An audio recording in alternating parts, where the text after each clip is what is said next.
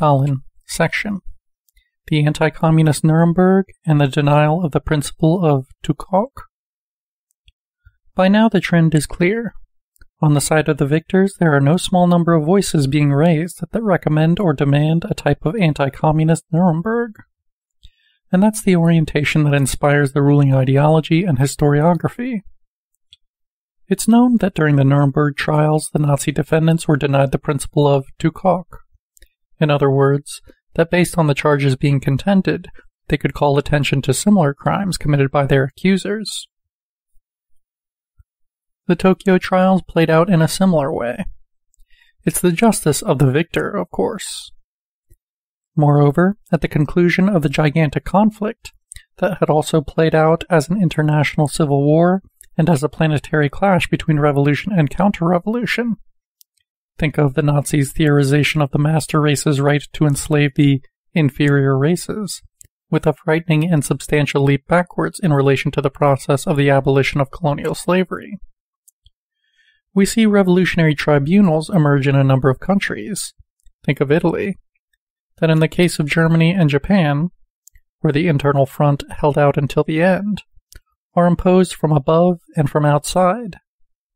The current historical trials of the anti-communist Nuremberg are a farcical replica of a great tragedy. It's evident that a historical judgment is unthinkable without the reconstruction of the time's atmosphere. Comparisons and the recourse to the principle of Tukok are absolutely inevitable. It's with that criteria that I intend to analyze the usual criminalization of the events initiated with the October Revolution, and Stalin in particular. There are no doubts about the terroristic methods of power exercised by him, but let's make use of the principle of Tukok. We now know about the hundreds of thousands of victims caused by the American bombing campaign against Cambodia. Here I intend to call attention to one detail in particular. Beginning of long quote. The peasants became captive to a blind terror. Their minds were paralyzed, and they wandered around silently, without speaking for 3 or 4 days, a young village resident recalled. Their brains were completely disoriented. They couldn't even have a meal. End quote. And many, driven, quote, partly mad by the terror, were never able to become themselves again. The terror isn't always exercised at a safe distance, bombarding from high above in the sky. With regard to the U.S., at the start of the 20th century, a guerrilla war is still underway in the Philippines, and it was repressed, an American historian reports, with the massacre of entire villages, or with the execution of all males over the age of 10. Other times, the terror is carried out by delegating the dirtiest tasks to third parties, who are always aided in that task. Let's see how the U.S. got rid of its political opponents in Indonesia. Hundreds of thousands of communists were killed after the 1965 coup d'etat, orchestrated and supported by Washington. The recourse to terror and even sadism is systematic. Beginning of long quote. The mass killings began in October of 1965. The army had made and distributed lists of communists to right-wing Muslim groups, armed with parangs, and transported by truck to villages where they killed and mutilated the inhabitants. School children were encouraged to identify communists, many of whom were killed on the spot, along with their entire family. Many people were denounced over personal disputes, and a word or finger pointed at someone was enough for them to be taken outside and shot dead. The number of victims was so elevated that it caused serious health problems in the east of Java and the north of Sumatra, where the smell of rotting corpses filled the air and the bodies obstructed navigation on the rivers. In 1968, they ordered mass executions, and at once the army and the civil guard killed in the center of Java 3,500 supporters of the PKI, beating them on the head with iron bars.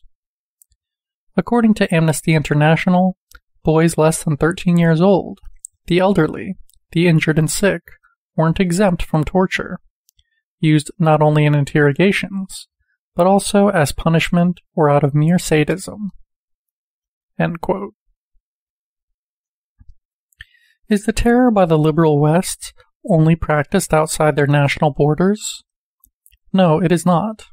One just needs to think of the violence that, in the first decades of the 20th century, is still carried out against blacks, and that is often organized as a mass pedagogical spectacle. Beginning of long quote.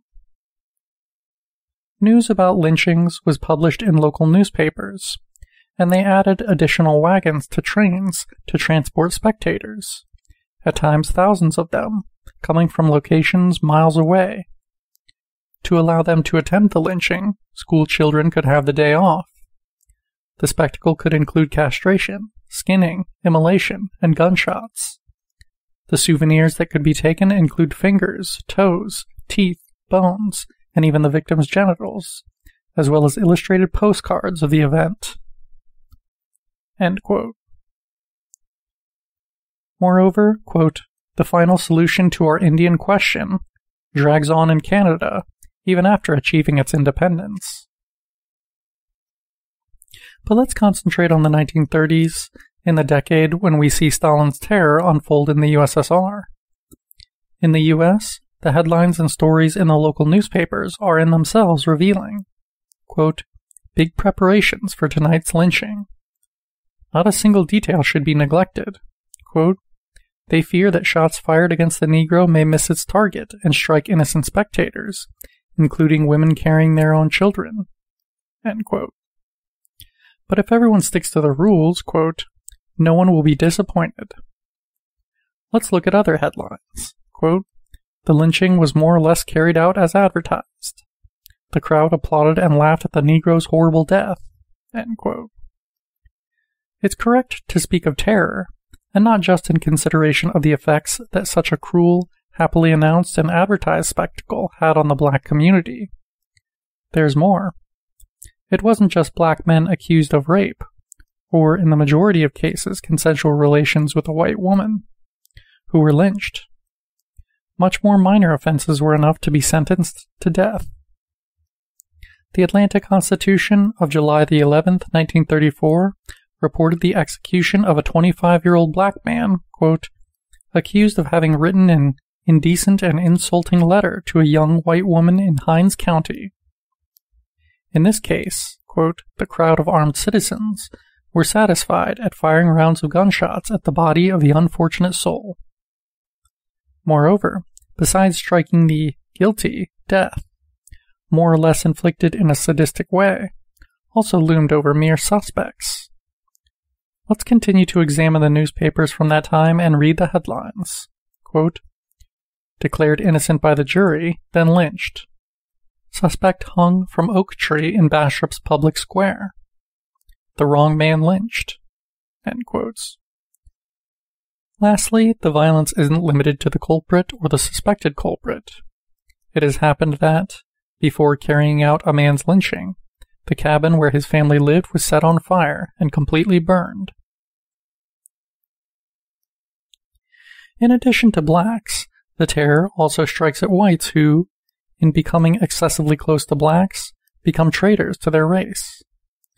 It's what emerges in the title of an article in the Galveston Tribune on July the 21st, 1934. Quote, a white girl is put in prison and her black friend is lynched. End quote.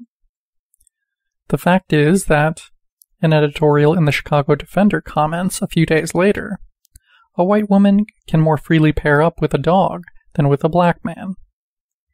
And if she doesn't take that into account, the terroristic regime of white supremacy lashes out at her twice over, depriving her of her personal freedom and attacking her loved ones. Therefore, terror also strikes at citizens, blacks and whites, who don't carry out any political activity, but are considered guilty for having a private life contrary to societal norms. Betrayal, in relation to the white race, can take on even more serious forms.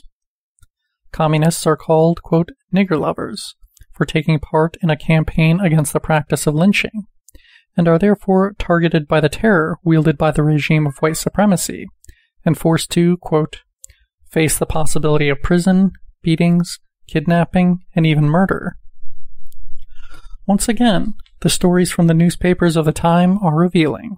Quote, fear of communism, cited as the cause of lynchings. End quote. Let's return to Stalin's USSR. There's no doubt that, especially starting with the forced collectivization of agriculture, the concentrationary universe that had already begun taking form soon after the October Revolution experienced a ghastly expansion. But let's also apply the principle of tout coq in this case. Skipping over the concentrationary universe that we already came across, enforced in the US South at around the end of the 19th century and the beginning of the 20th century. Let's instead see what happens around the middle of the 20th century. Between 1952 and 59, the Mau Mau revolt breaks out in Kenya. Here's how the London government maintains order in its colony. In the Kamiti concentration camp, the women, beginning of long quote, were whipped, starved, and subjected to hard labor that included filling mass graves with bodies arriving from other concentration camps. Many of them gave birth in Kamiti, but the mortality rate among the children was overwhelming. The women buried their children 6 at a time. End quote. Also, with regard to genocidal practices, the principle of tout coq still applies for that accusation. I don't know if it's possible to define the massacre of communists in Indonesia, promoted or encouraged by the CIA, as, quote, the second biggest Holocaust of the 20th century. In any case, it's a massacre carried out without the industrial efficiency of the Nazis, and therefore with an added level of sadism.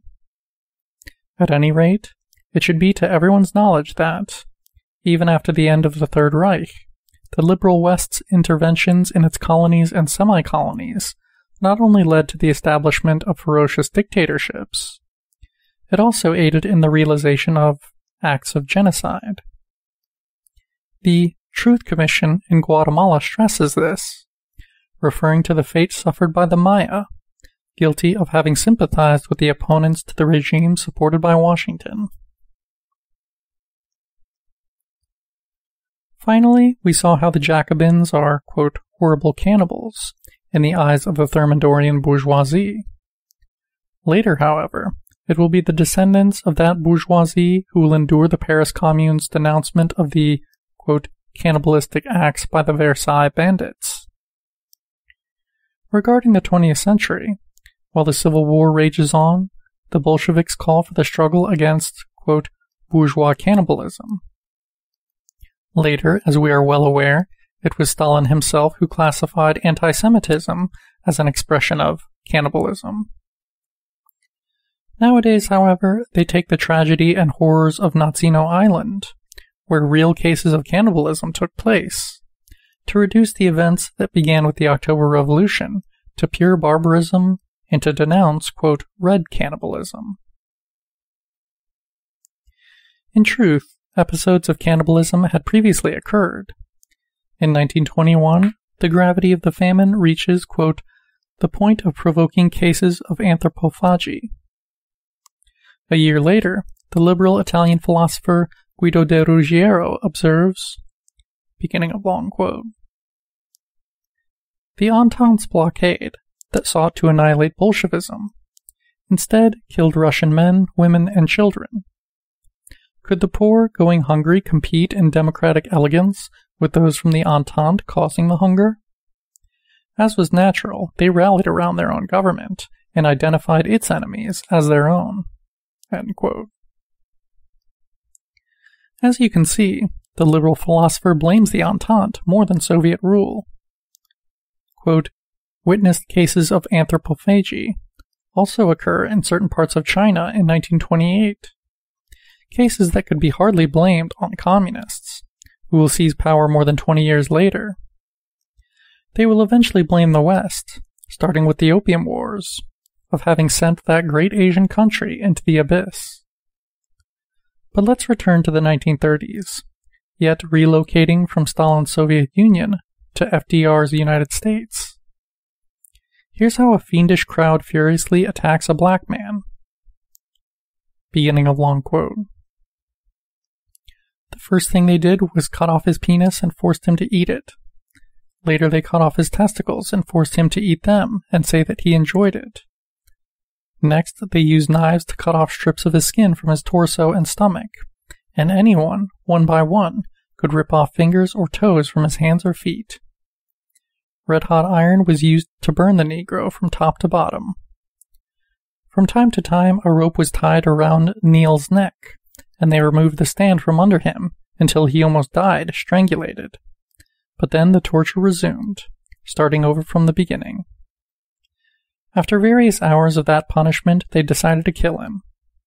Neil's body was tied to the back of a car and dragged through the street all the way to Kennedy's house. There, a crowd of between 3,000 to 7,000 people, coming from various southern states, excitedly awaited his arrival. End of long quote. The entertainment around the body continues for a long time, and concludes with the sale of photographs, 50 cents each. But we'll stop there. It's clear that the application of the principle of tout coq has led us to discover in FDR's United States a case not only of cannibalism provoked by general scarcity, disorder, and hunger, but rather self-inflicted cannibalism, forced and organized as a mass spectacle in a society otherwise enjoying a high standard of living. In conclusion, the usual comparison of the communist movement on one side and the liberal West on the other makes abstraction, regarding the latter, of the fate reserved to the colonial peoples or peoples of colonial origin, and the measures approved in situations of more or less acute crisis. The comparison of the two heterogeneous set of measures ends up being Manichaean.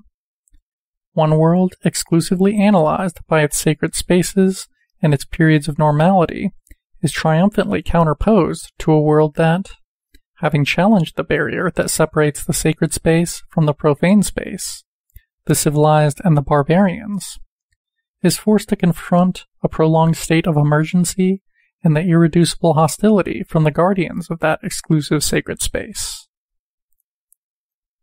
End of section.